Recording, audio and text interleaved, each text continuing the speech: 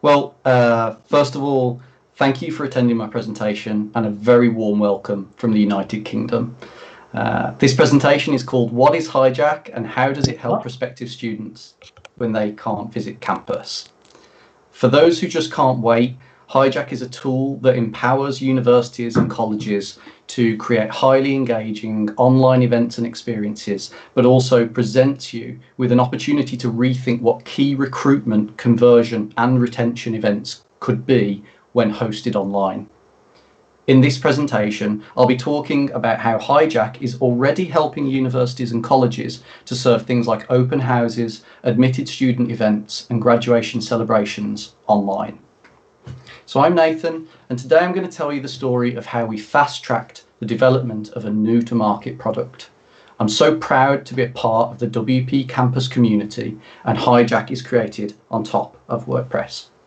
Post-presentation, you can find me hanging around in the 2020 Sponsor Smile channel, and you can also find me on LinkedIn and Twitter.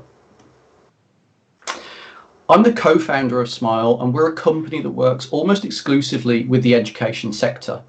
For years, we've been working hard to deliver something a little bit different to the sector.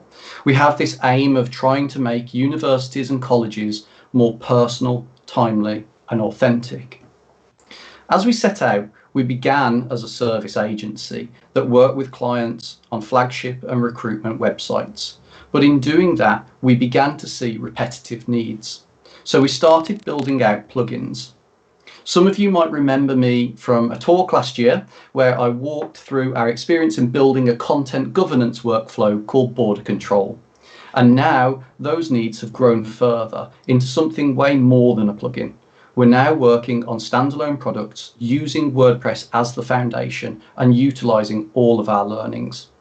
So at Smile, we've been developing online experiences for the last decade, and Hijack, which is one of our products, represents the culmination of that knowledge packaged into a single product that covers all bases. And in that time, we've tried a whole variety of different approaches, from mentoring systems to more traditional virtual tours and everything in between. But it took us a long time to realise that whilst they are effective to a degree, each of them operating in isolation of one another is a problem in its own right. This creates a ceiling to conversion rates. So, when a project brief came up for an online open house system, we created something, again, based on WordPress, that brought all of that content together and delivered it without the need for a microsite. We worked with the university to create a pilot, and it went really well. We thought that we were onto something, and we had made some plans to launch a productized version of it in Q4 2020. But then the world had other plans for us. So as we all know, COVID-19 took a hold of almost every corner of the globe. Widespread disruption to the education sector ensued. Here we are 4 months later, and things are different, perhaps permanently. Here you can see the increase in searches for the term virtual open house in the United States over the past 5 years. And yes, that spike is the last 4 months. So we know that there's a very real demand. And it's affected more than just the education market. The real estate industry has been turned upside down, but HomeSnap has reported that there is a 92% increase in the creation of their virtual walkthroughs. And the innovations in virtual open houses has meant that their remote sales have increased from just 3.5% to 25% from this time last year. Now, sure, it's forced by the situation, but it does show that it can work. But can isn't good enough. We want to make online events a long-term augmentation of the real-world counterparts. So how do we do this? Well, back in the HE market, it's also pretty tough. We're all struggling with questions we've never had to grapple with before. Inside Higher Ed has a great article that deals with one that's close to my heart. Do virtual tours have the same impact as their real world counterparts? And honestly, it's a pretty complex thing with a bunch of moving parts. But EAB has an established product, which you've probably all heard of, and the stats that it has are compelling. So here it's saying that individuals who share their contact information whilst on a virtual tour are twice as likely to apply to that college. That's massive. Now, other vendors in the same space are also starting to notice the ceilings that I'd mentioned earlier too. This particular quote from Platform Q probably resonates with a lot of people that work in universities, mainly because it's absolutely spot on. From first-hand experience, I can tell you that developing isolated systems provides a really one-dimensional experience for the end user. And that's just not what the real-world counterparts are like. They're littered with miniature and serendipitous experiences, fleeting conversations alongside guided tours and presentations, amongst a whole raft of other things. And they combine to make a sum that is bigger than its parts. Now, we wanted to see what other people had been doing, and there's a lot of crossover. So much so that we can pretty much distill everyone's efforts into one of 4 groups. There's the signposting group, and that often mitigates the whole microsite issue. It collates a bunch of content and puts it onto a single page. But in honesty, there's not much different here other than putting content together on a page. It quickly gets buried in a site's architecture. Video playlists are exactly what they sound like. And maybe you'll be lucky and you'll get a live stream. The low effort in the online experience stakes here means that things can look super polished without the need for much web knowledge. But there always seems to be this crazy notion that prospects are going to sit and watch 2 hours worth of video. And as someone that's helped universities run these online events, I think that 20 minutes is a really good attendance time. You can get a lot done in 20 minutes, way more than watching just a bunch of campus tours and PowerPoints. Videos are a really demanding medium. I think we all need to think about experiences that have the ability that enable us to multitask effectively. And for me, I think that we need to design experiences that allow people to get distracted, but also draw value from your experience. For me, that's quite the feat to pull off. Now, 360 tours, they've been around for quite a while. They're a really classic way to literally try and recreate the physical world through a screen. And there's value here for sure, but as we've seen previously, not on its own, not to mention the expense and the logistics involved. And for me, I just don't think that it captures the atmosphere right. There's something slightly clinical about it. It's almost a second-class citizen by default, and why you would knowingly provide a second-class experience, I'm not quite sure. When I was on campus at last year's WP campus, it was the little things that really stood out to me. The little embroidered flags hanging from the lampposts, blowing in the breeze. You just can't get that sense in a Google Street View style experience. And then there's live chat, the growing group. Apps like UniBuddy have made peer-to-peer chat a really accessible affair. Chat's a great tool to build confidence, and it's consistently the most popular functionality in the events that we run. But beware, I've seen horror stories unfold with unmoderated sessions, and bad handling of an awkward situation can make things go from bad to worse. And let alone that chat on its own can be, a little bit boring. So let's think about this from an end user's point of view. In a recent podcast that I was part of, our team conducted some research into the costs of attending both an on-campus and an online open house. Admittedly, it was based in the UK, but the reality is the same. It's more expensive to attend an event in person. Online alternatives make more sense in the US than they do in the UK.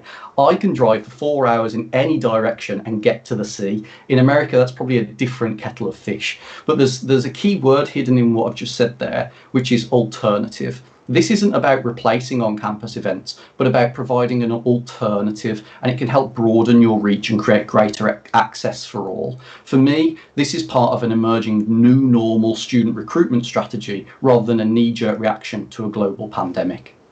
And so here we are today.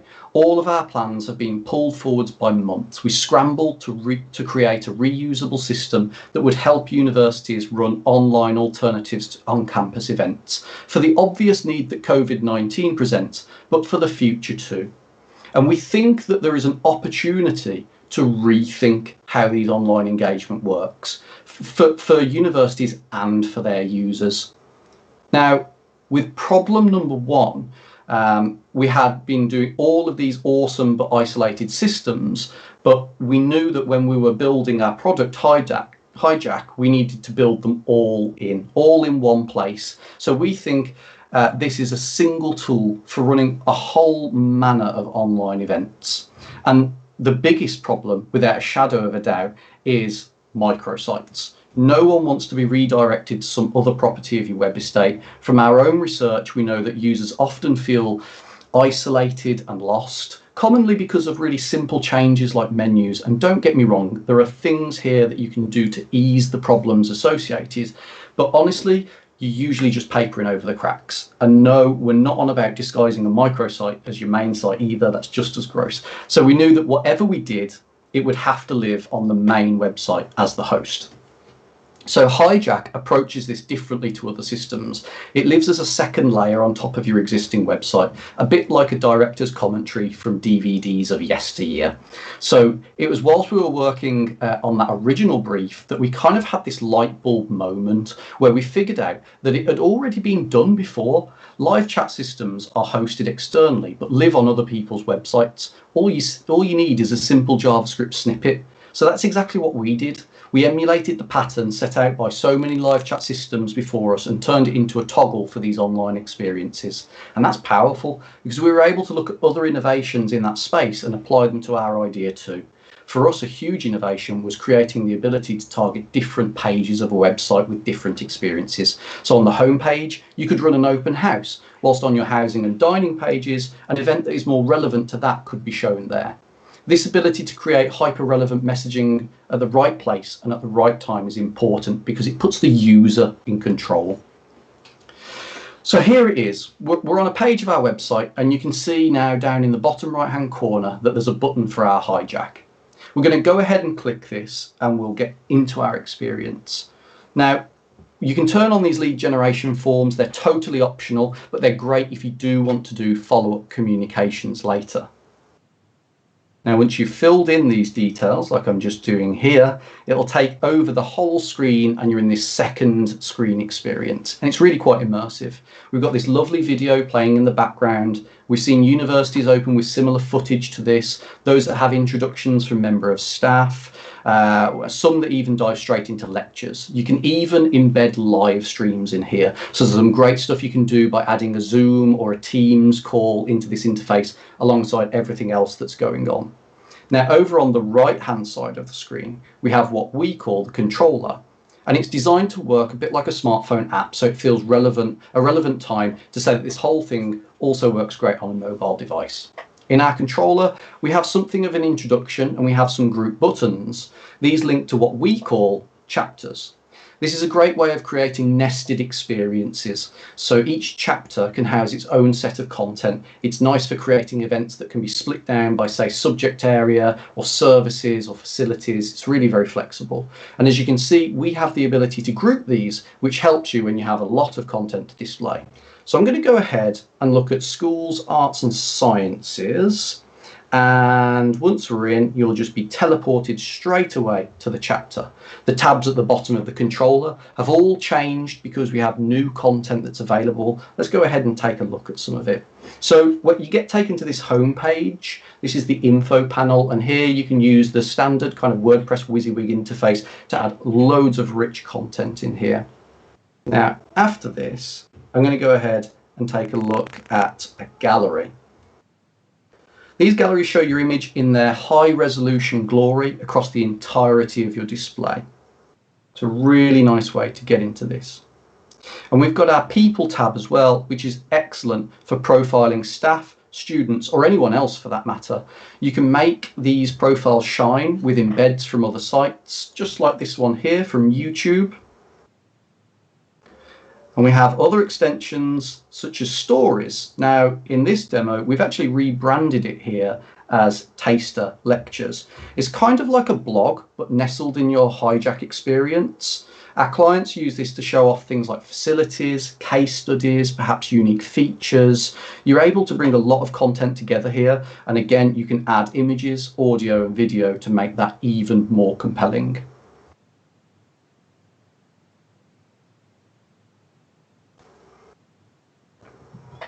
Okay, so with our moderated live chat, you can engage with users in a way that keeps your brand image protected. We stop all of those nasty messages and spam bots in their tracks with our approve and reject system. And that's all based on WordPress comments. So messages are only ever published when you reply to them. We've also got support for threaded messages, which helps to keep the chat stream manageable and creates more meaningful interactions with your users. Let's give that a go. So here's a chat thread that I had started earlier. Let's open it up and then let's send a reply. Okay, so let's wait for our response. So whilst we're waiting, now that chat can be turned on or off at any time, and you can schedule it as well. There's our response. Awesome. So we're beginning to see a lot of clients rethinking open house events by actually leaving a Hijack online for several days or weeks. And at the same time, they'll just let people know when they're going to be online in the live chat sessions. So on top of our live chat, we can also deal with courses. So you can list relevant courses within Hijack and create exit points to people that get people to those crucial application pages.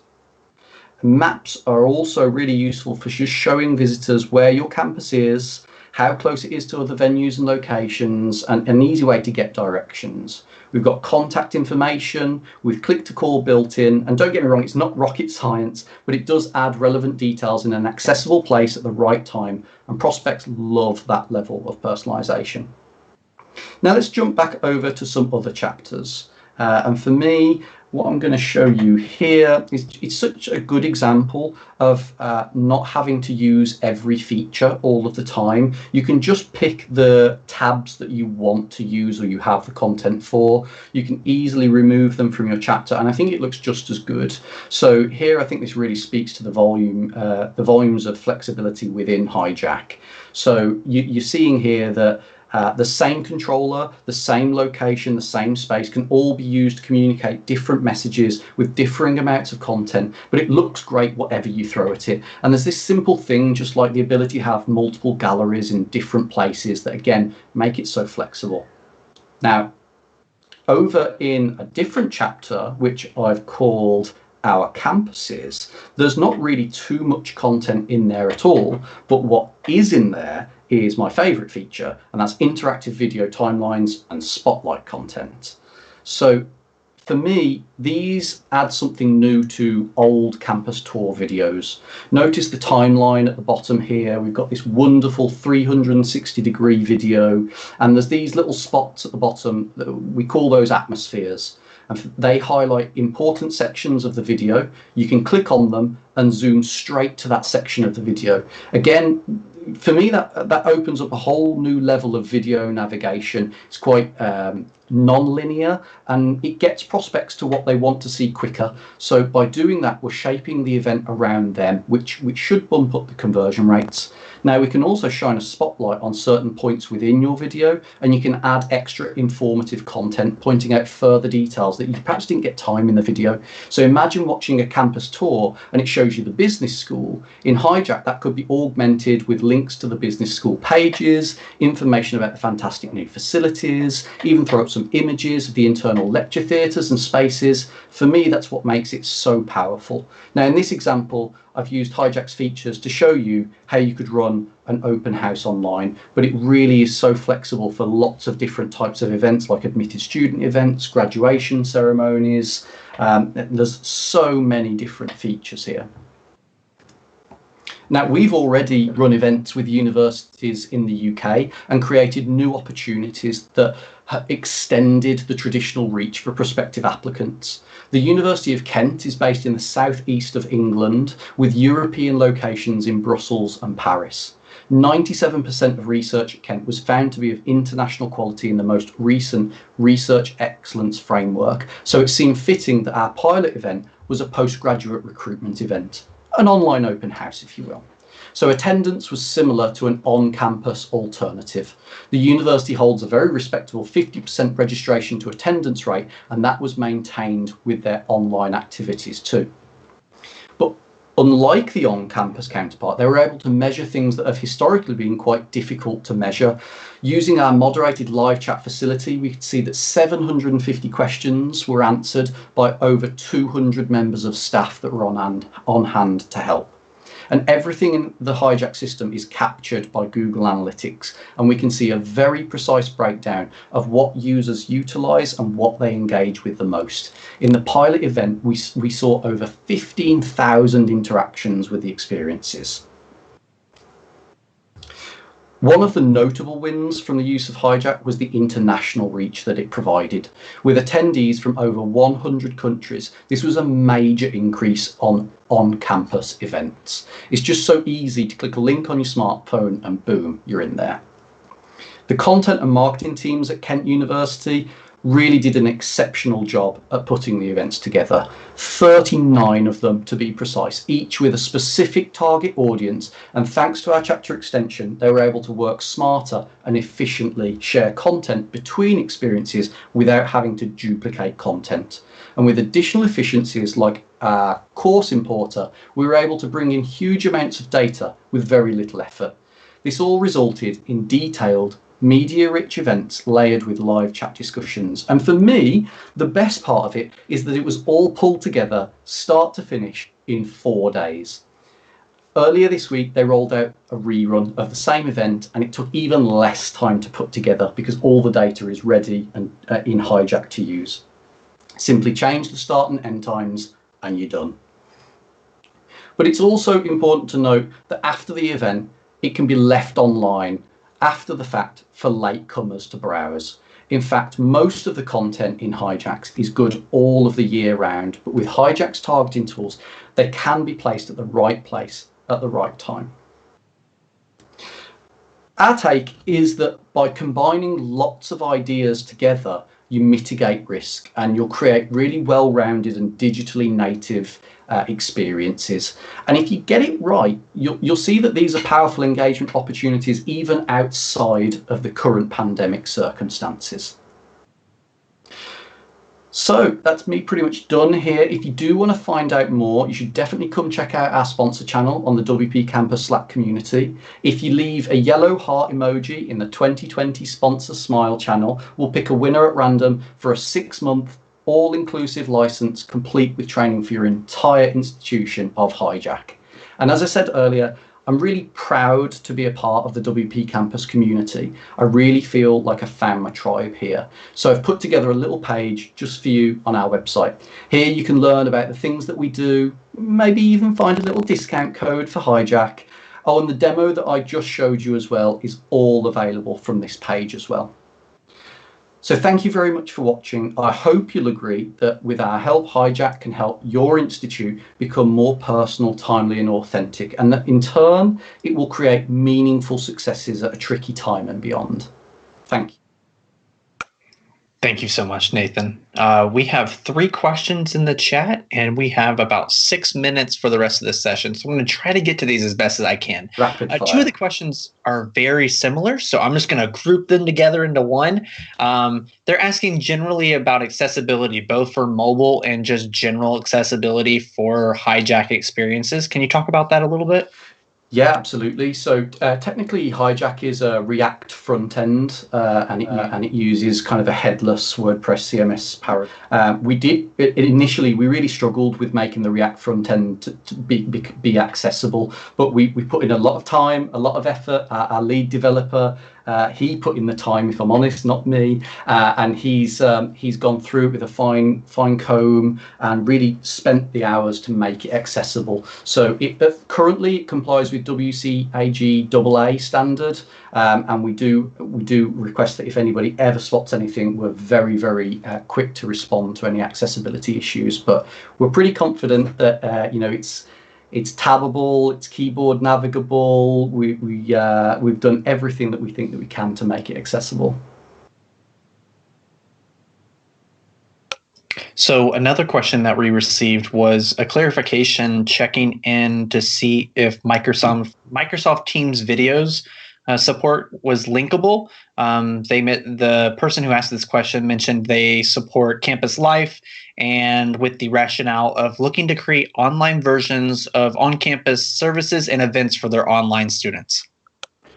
Oh, okay. I'm not sure I can answer that one in the remaining time. Perhaps what I'd say is there's workarounds here. Most of what we do is linking things like Zoom, things like Teams. We're investigating native integrations through the Microsoft Graph API, for example. But at the moment, what we're doing is we're helping our customers to pitch a Teams call through YouTube Live, ultimately. So there probably are some restrictions, but we do have a roadmap, and MS Teams native integration, like I said, through the Graph API, is definitely something that we are exploring at the moment.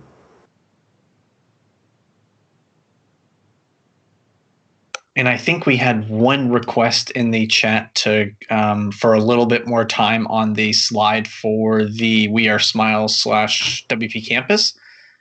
Okay, let me see if I can. Do that. Mind back to that. Oh, awesome! Thank you very much, Nathan. Thank you.